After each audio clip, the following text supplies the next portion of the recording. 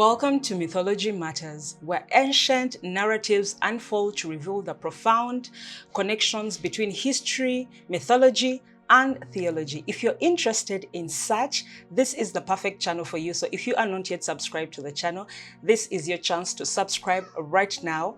Turn on your notification bell so every other time we post a new video, you are notified. Don't forget to comment, share, like, and all the good things you can definitely do on the channel. Without any further ado, let's get right into the video. Mythical creatures of the underworld, terrifying beasts of hell from ancient folklore. From fiery abysses to shadowy realms of judgment, these creatures are more than monsters. They are symbols of fear, justice, and the mysteries of death itself. In this journey, we uncover the most chilling mythical beings said to inhabit hell across cultures and time. Chapter 1. The Guardians of the Abyss. Beasts born of fire and of judgment. At the age of life, where breath fades and silence begins, ancient creatures imagined a threshold, a boundary no mortal could cross without consequence. This threshold was never unguarded. It was watched by creatures not born of nature, but of fear, order, and divine law. These were the guardians of the abyss. His serpent tail coiled behind him, and from his back sprouted writhing snakes, making him a living embodiment of terror. But Cerberus was not merely a beast of horror. He was a warden.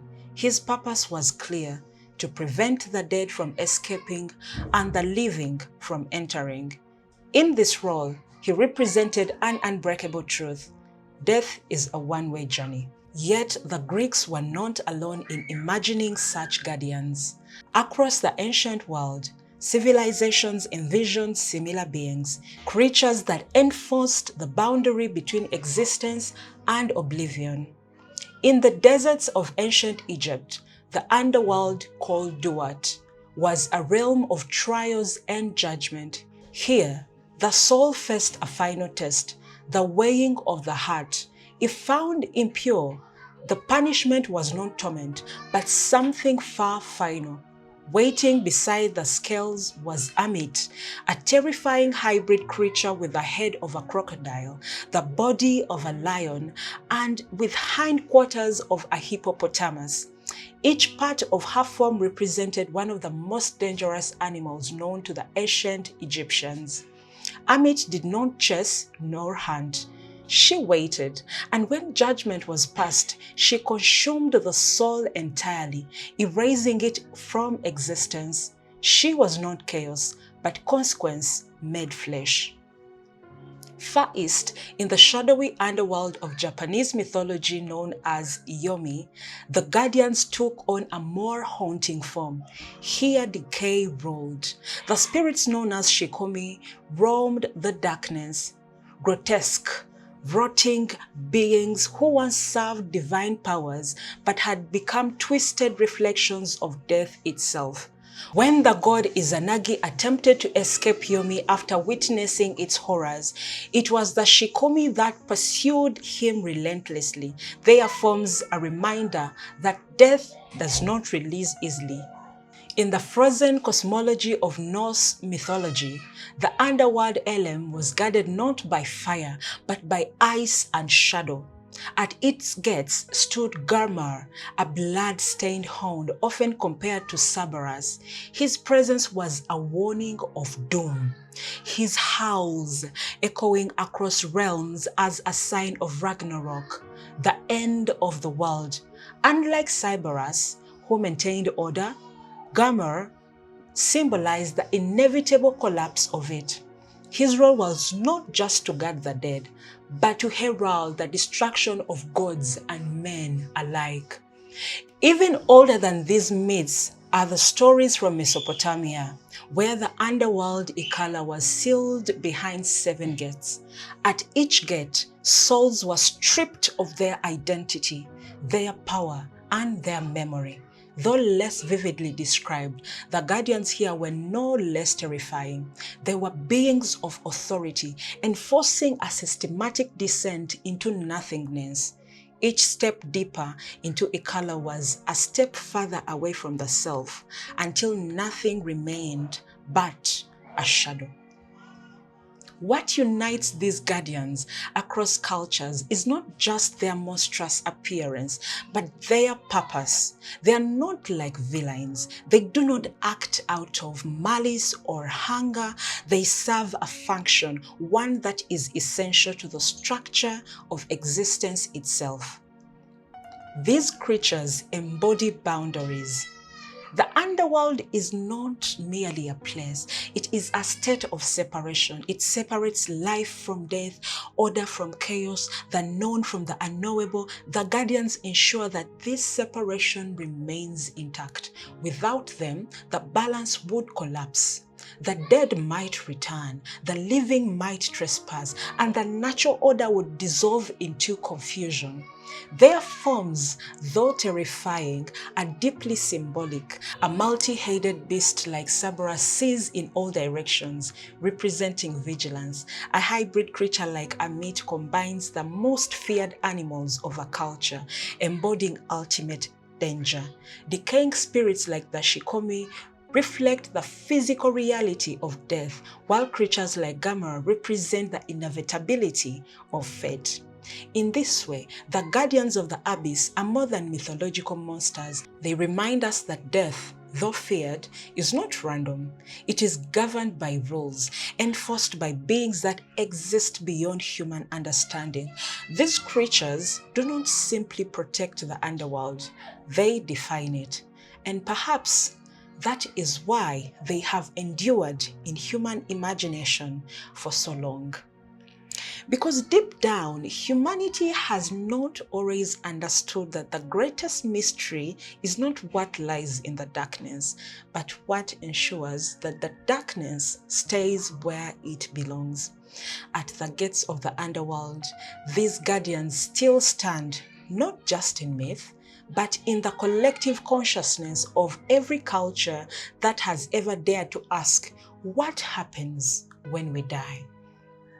If you have reached this part of the video, this is a chance for you to comment down below in the comment section.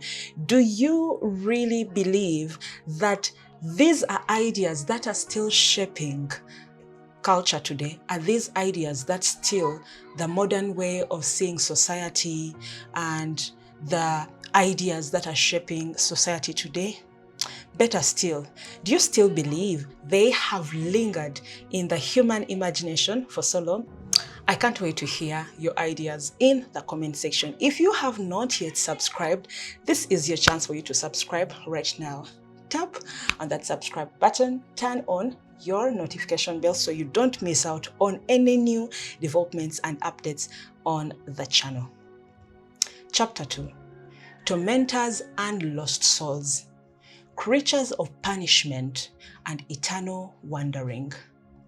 Beyond the guarded gates of the underworld lies a deeper, more unsettling realm, a place not of entry, but of consequence. Here, the silence is heavier, the darkness more alive, and the creatures far more intimate in their cruelty. These are not guardians of boundaries. These are enforcers of judgment, embodiments of guilt, and the echoes of the sins carried by the dead. Among the most feared of these beings in Greek mythology are the Erinyes, Furies, you might say, ancient spirits of vengeance born from bloodshed itself. They were not servants of gods in the traditional sense, but they were older, more primal, driven by a singular purpose: to punish those who created unforgivable crimes, especially against family.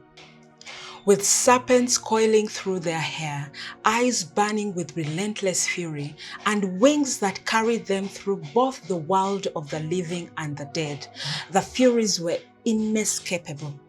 Their victims were not only hunted, they were psychologically tormented, driven to madness by whispers, visions, and unrelenting dread. In their presence, the line between guilt and punishment dissolved. But the underworld's cruelty did not end with pursuit. For many souls, punishment was eternal, carefully designed to mirror the crimes they had committed in life. Deep within the Greek underworld lay Tartarus, a vast abyss reserved for the worst offenders. Though often remembered through the suffering of figures like Tantalus or Sisyphus, the machinery of their torment was upheld by unseen forces, creatures and spirits that ensured the punishment never faltered. These beings were not chaotic demons. They were precise, methodical, almost ritualistic in their roles. Each punishment was symbolic. Each act of suffering was a lesson repeated for eternity. In Eastern traditions, this concept of punishment becomes even more structured. In the realms of Naraka, both found in Hindu and Buddhist cosmology, the underworld is divided into multiple levels, each dedicated to a specific type of suffering. Here dwell terrifying guardians, demonic beings with flaming eyes, iron claws, and monstrous forms. They tear, crush, burn, and freeze souls in cycles that seem endless. Yet, unlike the eternal damnation of some Western myths, Naraka is not forever. The suffering here is finite, designed to cleanse the soul of its accumulated karma. This introduces a powerful shift in perspective. The creatures of Naraka are not evil. They are necessary. They are instruments of balance, ensuring that every action has a consequence, and every consequence leads to eventual renewal. Their cruelty is not personal, it is cosmic. A similar sense of order appears in Chinese mythology. Within the underworld known as Diu, often described as a vast bureaucratic system, Diu is divided into courts, each ruled by a judge who determines the fate of souls. Among its many inhabitants are beings with ox heads and horse faces, fearsome enforcers tasked with capturing wandering spirits and delivering them to judgment. These creatures are not mindless monsters.